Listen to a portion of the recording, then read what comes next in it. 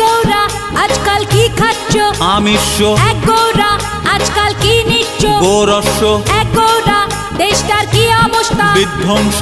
এক গৌরা পড়ে শোনে কি পেয়েছো? নৈরাশ্য।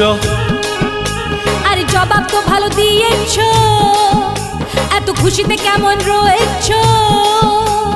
জানো নাকি, জানো নাকি গান্ধী বুড়োর কথা মেনেছি, খেটে খেয়ে কেটে পড়েছি, ভালো আছি আমি অবশ্য।